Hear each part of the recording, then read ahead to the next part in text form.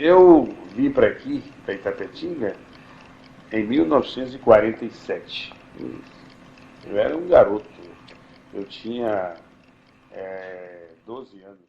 Olá pessoal, passando aqui para dizer que a partir de agora, desse período que antecede as comemorações aos 73 anos de emancipação política e administrativa de Itapetinga, estarei postando aqui no meu canal do YouTube, bem como no Instagram, alguns fatos, algumas fotos, alguns vídeos, novidades sobre a história da nossa cidade. E hoje nós vamos começar com uma entrevista que eu fiz com o ex-prefeito de saudosa memória, Evandro de Andrade.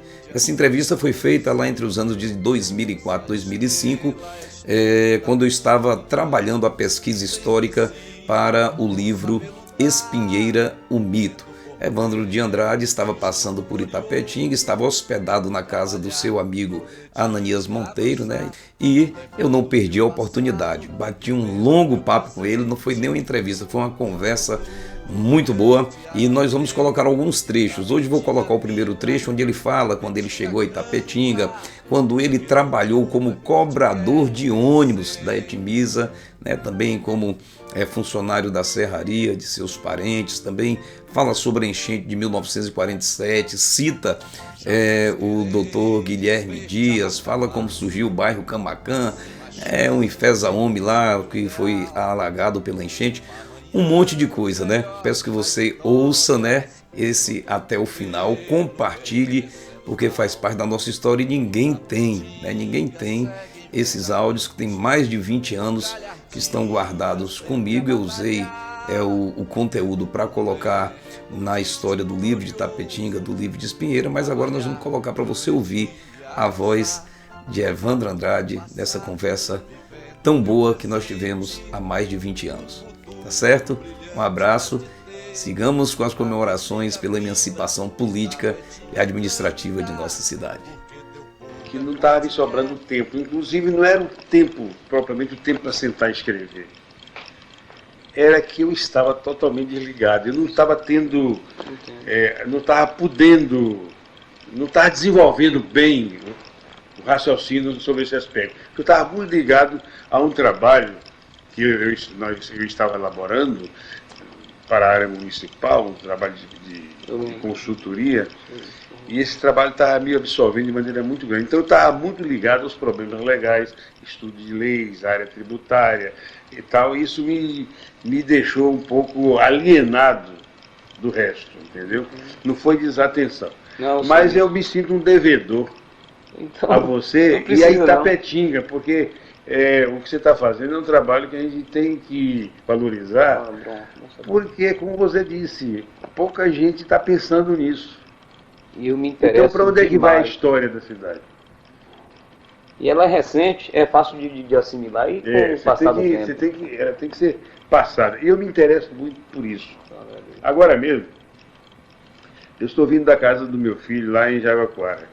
Eu tinha deixado com ele um aparelho, um projetor de cinema, que eu tinha e que eu usava isso a serviço da cidade. Então eu andei fazendo até uns filmes e tal, mandei fazer, e ele era para projetar esses filmes. Filmes aqui tem inclusive um filme uma comemoração da cidade, isso foi da minha gestão, em que um desfile, o famoso desfile, né, e que está nisso aí. Mas a coisa está de tal forma o seguinte, o aparelho não está... Falta alguma coisa para poder ele funcionar. E a principal coisa que está faltando para ele funcionar é uma pessoa que goste da coisa, que entenda um pouco dele, de projetor de cinema, para poder botar ele para funcionar. Eu vou trazê-lo, vou oferecer à prefeitura. Eu não sei se o museu está funcionando, tá? Não está, não. Perdeu quase que todo o acervo, né? Aí a coisa é imperdoável, né? Então o museu não existe mais, as peças do museu, o pessoal não conseguiu recuperar, mas aquelas que tinham uma maior resistência, aquele material feito de ferro, fundido e tal, essas coisas, ainda deu para reorganizar, mas aquele alce não existe, aquelas renas não existem. Sim, mas tem alguma coisa, o museu tem espaço, está localizado? Não, tem não. Está enriquecendo o acervo? Não. As peças estão guardadas em uma sala no estádio municipal.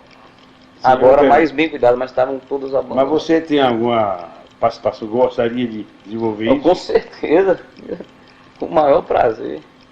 Eu vou até cobrar isso, assim, sugerir, pedir. Bom, então eu vou pensar muito mais forte. Eu vou trazer esse aparelho, vou trazer as fitas que tem gravadas. Tem um filme lá, é muito pessoal que eu gravei da minha família e tal. Mas isso vocês fazem a seleção que vocês acharem melhor. Eu vou entregar isso ao prefeito com um ofício solenemente. Isso. Dizendo que é para o acervo do município. E nessa ocasião eu gostaria de citar você como interessado.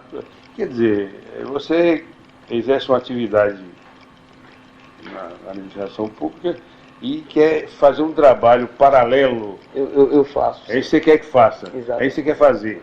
É que eu publiquei um livro, né? O título é Itapetinga Quero Te Conhecer, quando aquela oportunidade que a gente conversou. E eu estou trabalhando a segunda edição desse livro, com muito mais fatos, com muito mais fotos, mais bem documentado. E nessa segunda edição, o que a gente pretende? Na oportunidade, inclusive fiz um projeto e apresentei para a Secretaria de Cultura e para a Secretaria de Educação.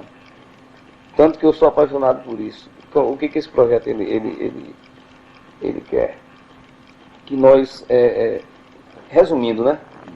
Então, no projeto da Secretaria de Educação, entra o lançamento do livro, a publicação desse livro, entra a mobilização do setor pedagógico, ou seja, uma gincana cultural com tarefas alusivas exclusivamente à história de Itapetinga. Seria uma espécie de reativação das atividades. Isso, envolvendo diretamente 200 alunos, projeção de vídeo, fotografia, ou seja, a gente editar em computador, organizar um DVD para a gente projetar com áudio também, tal, uma cronologia da história do município, com fotos e também um áudio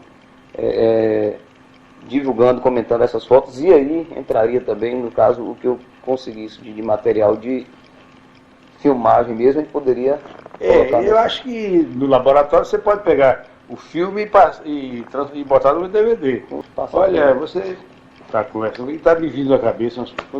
Quando eu mexo com a minha cabeça, quando eu sou acionado, aí a coisa começa a aparecer. Eu estou vendo que a coisa vai tomar e pode tomar uma proporção tão significativa. Eu vejo que eu não estou usando a palavra grande. Estou falando significativa. E mereceria, inclusive, a criação de uma espécie de, eu não chamaria de entidade, mas pode ser entidade, pode ser um núcleo de estudos da história de Itapetinga, que você jogava aí dentro muita gente, essa gente que trabalhou em rádio, aqui... Pessoas que têm alguma coisa que goste do coisa, e formasse um grupo de estudo, um grupo de estudo da história de Itapetinga. Porque todos nós temos alguém atrás da gente que ouviu alguma coisa. Exatamente. Os filhos, por exemplo, ouviam os pais, coisa que eles não falariam para você, porque tem aquele limite de comunicação. Mas transmite os filhos. Daqui a pouco você está descobrindo uma série de coisas. Então, se você pudesse criar com apoio público, com a prefeitura e tudo, e valorizasse isso, vocês criassem um núcleo de estudos da história e começasse a buscar isso.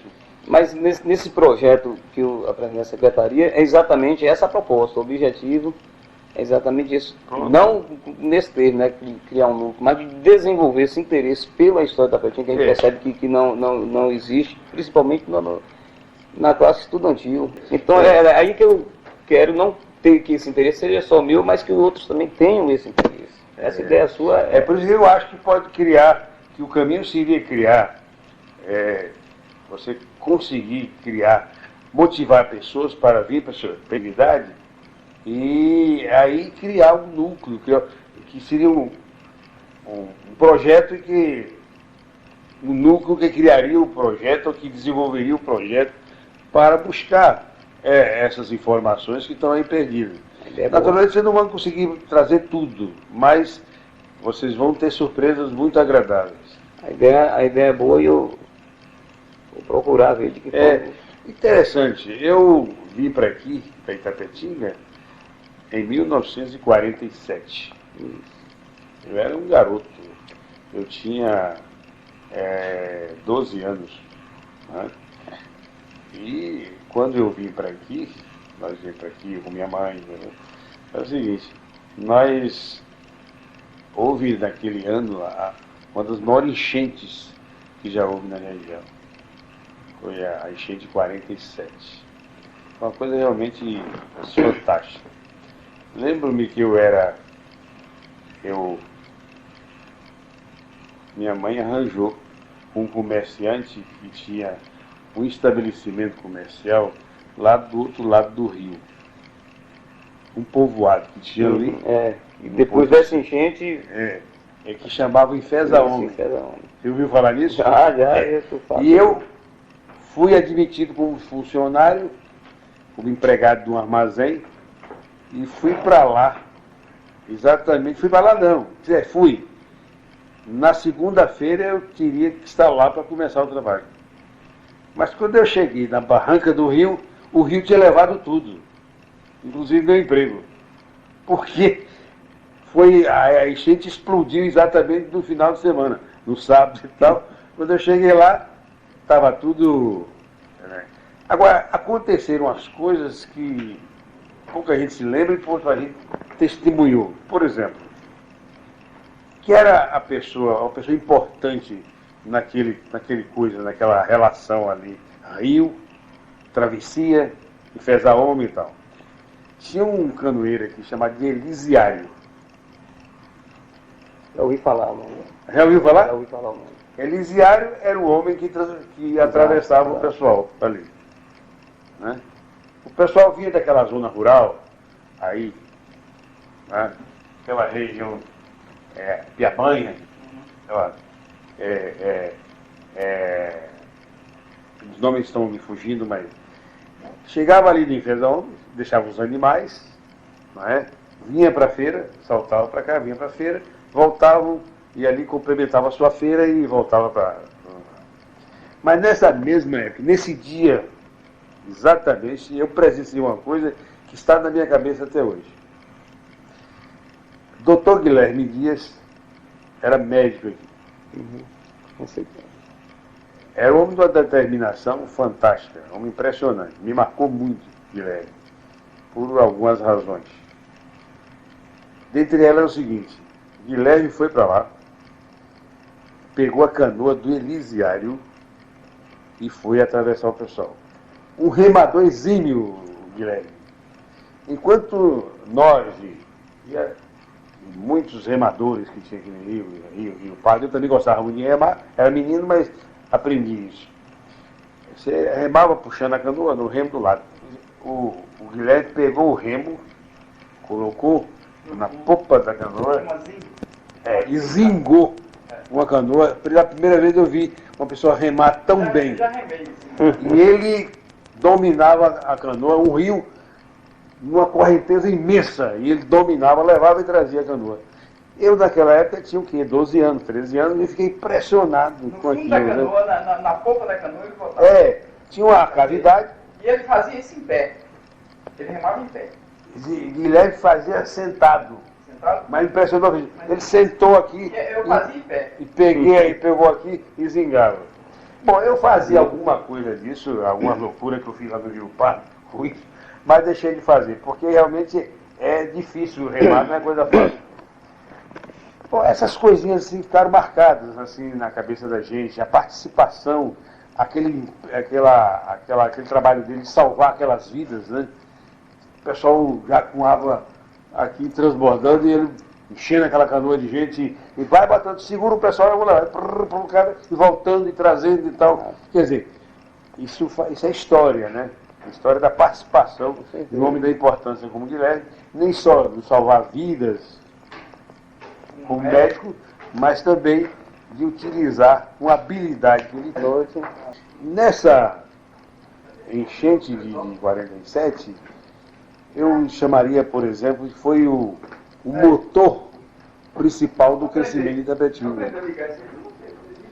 Com essa enchente que desapropriou que deixou aquele pessoal ali, vamos dizer, sem casa, sem teto, deu lugar à criação do Camacan. Do Camacan. Entendeu?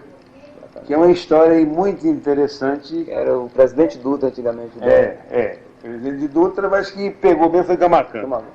E que você não sabe por que o bairro tem o nome de Camacan. Por causa dos índios, né? Camacan. Quer dizer, o nome é referente à tribo indígena. Mas não foi por isso, não. Ele tomou o nome de Camacan porque é o seguinte, foram uns anos muito chuvosos, né? Então aquilo era uma lamba só. E nessa época começou a nascer a cidade de Camacan, que era lama demais de muita chuva. Então começaram a chamar o bairro Camacan por causa de Camacan lá, que dava muita lama. Então pensaram que isso é igual Camacan. Aí pegou o nome de Camacan. Não foi uma homenagem direta a... Uma homenagem, mas foi até um indicativo, vamos dizer assim, uma classificação até, vamos dizer assim, pejorativa. Agora, eu digo assim, não foi uma homenagem à tribo dos Camacãs que... Bom, Camacan sim, a cidade teve essa homenagem. Agora já o nosso Camacan aqui... A origem pegou por tabela. Tá certo. Porque Camacan era pejorativo mesmo. Bom, porque aqui os índios não eram Camacãs, era Goitacás. Aqui era o Goitacás. E lá Camacan tinha região também. Outra coisa interessante. Existe uma coisa que me marcou muito aqui também, é o seguinte. Exatamente aqui da prefeitura, ali, deixa eu ver, passava, parece que quase em cima da casa de Ananias. Não, era antes, era lá na casa de Pedro Lima. Ali, nos fundos, saiu uma cerca de 3 varões, né? Lá embaixo, e subia. Não, eu sei onde é a linha dela. Mas nessa época você não... Não era na casa de depois nem Pedro Lima, não. Vocês estão sentindo frio? A linha passava exatamente no meio da minha casa. Porque quando eu fui escriturar, eu escriturei uma Não, parte... mas peraí, mas essa cerca que existia na fazenda do seu Pompilho, Espinheira, o pai de Espinheira, ela passava ali em Pedro Lima, passava ali nos fundos da casa de Zé Ivo, ali, o cavaco ficava para lá e era dividido por essa E a Astrolina terminava lá, né? A lagoa aí, onde é a Praça do Perivalho, era lagoa. Era lagoa, sim. Então ali é o seguinte, a gente saltava. Onde é a prefeitura era lagoa. Tinha o mangueiro de Manequiaba. Mas o mangueiro de Manequiaba era lá no Camacan, lá embaixo. O mangueiro de Manequiaba era lá chegando para lá, Tapetinho. Era lá. Nossa, eu cacei muito de badoque. Então é o seguinte, aqui a cerca passava e subia. O cemitério ficava do lado de lá, exatamente da cerca. Então é o seguinte, a gente ia enterrar o pessoal, chegava aí na cerca aí, passava o defunto, o outro passava do outro lado, pegava, aí ia daquela parte mais seca ali, passava por cima de a maçonaria e ia levar o defunto lá no cemitério lá em cima. Ali também a gente saltava aquela cerca ali e ia caçar nas mangas de espinheiro. E já tomamos boas carreiras. Ali, ó, ali atrás, aquela rua, a JJ Seabra, chamava a Rua da Boiada. E guardar isso pra... Pois é, rapaz, eu mandei... A rua JJ Seabra chamava a Rua da Boiada. O gado descia ali, saltava ali, na cerca ali da prefeitura, ali, descia pela rua Benjamin Constant. Não, era JJ Seabra, descia e aí até... Benjamin Constant, se for a sequência da JJ Seabra. Aí continuava e ia para Monte Castelo, né? Isso. Ia para lá. Eu estou até esquecendo. Então o gado descia ali. Ali tinha realmente uma porteira. Tinha. Mais uma, porque tinha uma lá em cima e outra ali. Tinha uma porteira. Ali tinha uma porteira. Aquela rua que fica ali, entre o antigo cinema ali, atrás do hotel, ali já era a cerca da serraria. O histórico da serraria era lá, de frente, quase do posto. Entendeu? Ali aquela rua pegava a rua, aquela rua que ia para Macarani, Itarantim e embora. Mas ali já era cerca. Dali para cá, essa área toda aqui, era uns 20... Nesse lugar aqui, quando eu comprei... Era o pátio da serraria. Era o pátio onde botava toro. Madeira. E aqui as máquinas eram montadas... Eu já alcancei aqui era no montada resto aqui nessa de área. serrarias aqui, ó. Eu era funcionário. Exato. Eu Era o proprietário. O proprietário era pessoa da minha família, era tio Zadir e Zito Gomes, e Evandro Mendes de Que Carvalho. me contou. Evandro Mendes de Carvalho, que era um dos sócios. Eu era Evandro também, mas era funcionário, era empregado. Eu cheguei, Zito me chamou para cá, e o tio Zadir me chamaram para vir para cá, trabalhar no escritório da serraria, em 1957. Foi que eu vi. Eu vim para cá, para Itapetinga, para continuar estudos, que eu tinha parado um pouco, tinha ido para a fazenda, estava lá na fazenda do seu Flávio. Aí eu disse, olha, esse ano eu fico aqui, mas aí eu vou querer estudar e tal. Então você vai trabalhar lá na fábrica de manteiga, e lá na nossa fábrica, que eu já trabalhava lá na fazenda, né? E aí eu vim para cá. Depois eu disse, seu Flávio, eu gostaria de arranjar outro tipo de emprego. E aí o emprego na Itimiza. Aí ele falou com o Vespasiano. Vespasiano disse, seu Flávio, eu não tenho nada para Evandro aqui. Agora. Ele tem que aguardar um pouco. A única coisa que eu tenho aqui não serve para ele, que é ser cobrador de ônibus. E quando o seu Flávio falou, eu quero. Eu quero viajar, eu quero ser cobrador de ônibus. Aí peguei o emprego em 1954. Aí trabalhei um ano viajando aqui na empresa. Era uma coisa, inclusive, muito saudável e salutar naquela época. A empresa Itimiza era uma empresa que era nossa. De Itapetinga, mas também qualquer pessoa, que tinha milhares de pessoas que era sócio, com uma ação, com R$1, com um cruzeiro, era um acionista. Negócio bonito que o Juvini criou, né? Você conhecia essa história? Conhecia. Da Itimiza? Da Itimiza. Não essa parte aí da...